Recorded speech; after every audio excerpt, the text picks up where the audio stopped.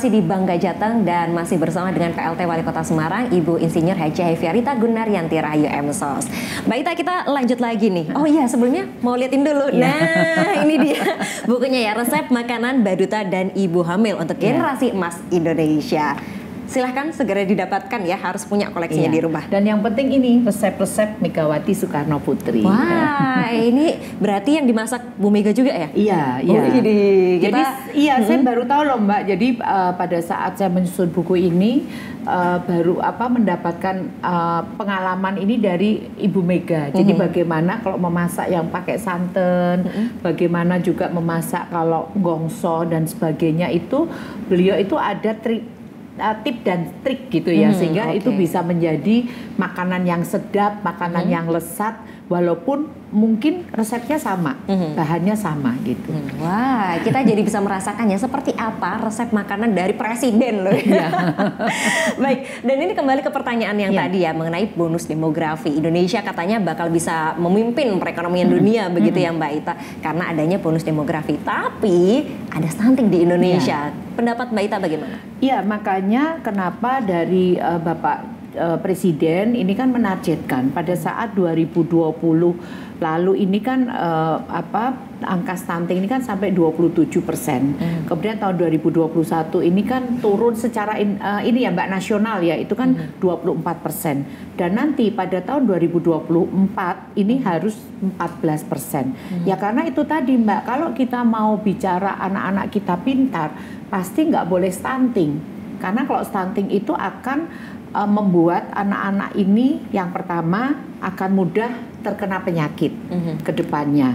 Kemudian pasti daya pikirnya, kepinterannya, intelektualitasnya ini juga rendah. Sehingga kalau kita mau bicara 2045 mau memimpin, kalau anak-anaknya stunting ya nggak bisa gitu. Sehingga diharapkan dengan tahapan-tahapan, apalagi tadi sampaikan oleh Pak Joko Widodo yang sampaikan bahwa angka 2024 ini harus 14%. Tapi bahkan kalau Ibu Mega nggak boleh ada stunting sebenarnya. Yang tadi saya sampaikan sebenarnya kembali lagi Mbak, buku menu-menu stunting ini sebenarnya mudah sekali.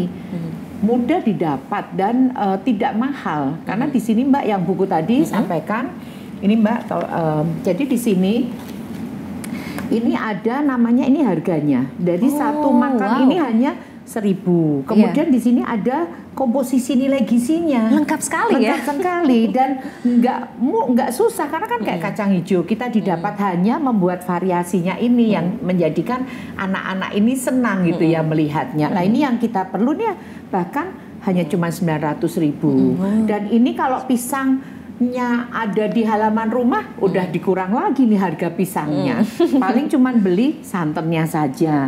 Jadi banyak hal yang sebenarnya bagaimana kita sebagai seorang ibu, sebagai seorang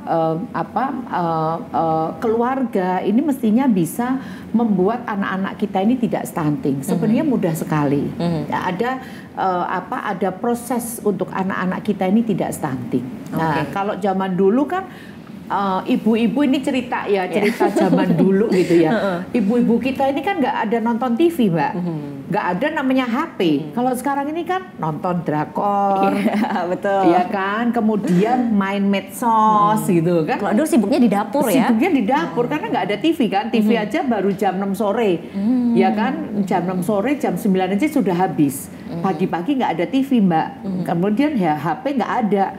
Telepon aja mungkin juga tidak semua orang punya rumah telepon, dan nggak mungkin kan kalau namanya ngerumpi di telepon itu kan juga nggak enak gitu ya. Jadi ini yang menjadikan pola dalam hal seorang ibu gitu ya, pola bagaimana mendidik, mengasuh anak ini bisa berbeda.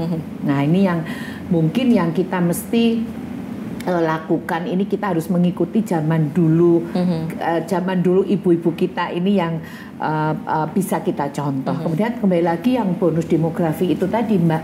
Kalau kita bicara anak-anak kita kalau sehat, anak-anak kita tumbuh kembang baik gitu ya. Kemudian kalau namanya sehat itu kan secara fisik dan dengan jasmani dan rohani gitu ya. Jadi ini mestinya tidak akan ada anak-anak stunting di Indonesia gitu. Makanya kalau kita bicara dari 2020 24%, kemudian 2024 jadi 14% ini kan sekitar 13% kan Mbak, 27, 24 ya, kemudian ke 14 kan 10%. Ini yang sebenarnya kalau dipikir 10%-nya kecil, tapi kalau nantinya digabung se-Indonesia juga akan banyak. Nah ini yang kita harapkan kita sebagai seorang pemimpin perempuan gitu ya, jadi bisa lebih untuk menyisihkan waktu untuk bagaimana memberikan motivasi, memberikan pencerahan kepada ibu-ibu untuk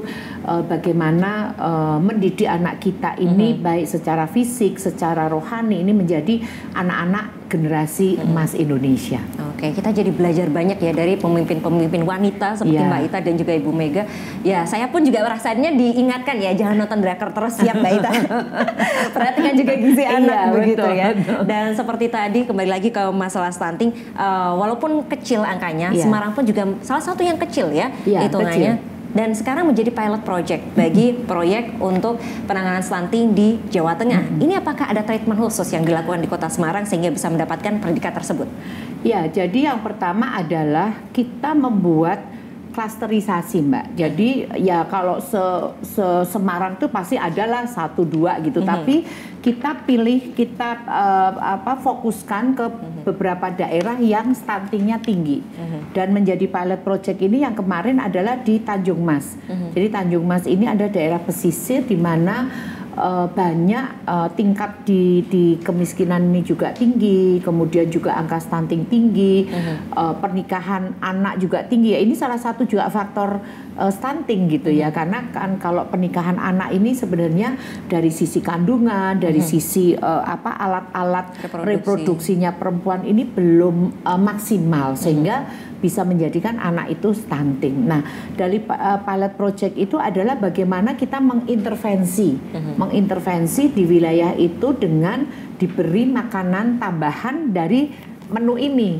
Nah, dari 79 pada tahun lalu, dari 79 anak yang stunting itu dengan diberi makanan selama 2 bulan berturut-turut itu sudah meluluskan. Jadi stunting itu juga ada yang lulus gitu loh Mbak. Jadi udah masuk sehat itu ada sekitar 18 anak. Kemudian juga ibu-ibu juga ada. Jadi di sini kan menunya juga selain untuk anak juga ibu. Ibu-ibu yang hamil karena anemia, karena KEK, kekurangan energi kronis, ini juga dilakukan intervensi. Jadi diberi makanan-makanan. Karena kadang-kadang ya itu tadi, ibu-ibu tuh kalau nggak begitu menunya nggak cocok, kadang-kadang suka mual gitu. Kadang-kadang itu kan sebenarnya saya pun kan udah pernah hamil ya Mbak, udah pernah melahirkan gitu. Jadi sebenarnya kadang-kadang itu sugesti. Jadi kita tetap harus makan. Kalaupun umpamanya nih asupan, oh ternyata kacang hijau kita nggak doyan atau mungkin mual dan sebagainya, kita ganti untuk asupan yang lainnya. Jadi jangan dimanjakan diri kita ini dengan nggak mau makan, nggak mau ini, nggak mau itu gitu. Nah, dengan intervensi itu juga dari 18 ibu-ibu yang kena anemia dan KEK itu berkurang separuhnya. Nah, ini artinya apa? Dengan sebenarnya asupan gizi yang cukup, kemudian kalau pola asuh ini kan sebenarnya lebih sifatnya setelah dia lahir gitu ya. Ini yang diperlukan. Kemudian juga sebelum menikah itu juga harus ada namanya cek kesehatan reproduksi. Itu insya Allah anak-anak tidak akan stunting dan nanti pasti daerahnya juga akan bebas stunting. Oke, baik. Itu tadi banyak sekali kiat-kiat dari Kota Semarang yang diterapkan di sini untuk kemudian bisa mengolah stunting ini biar segera lulus ya, bebas dari stunting, bahkan untuk para ibu hamil pun juga bebas dari kekurangan gizi. Kita masih akan lanjutkan perbincangan ini Mbak Ita, dan juga untuk pemirsa tetap bersama kami di Simpang 5 TV, dan kami ingatkan kembali jangan lupa untuk download aplikasi JPM Stream di Google Play Store dan tonton acara kami melalui kanal digital. Tetap di Bangga Jateng.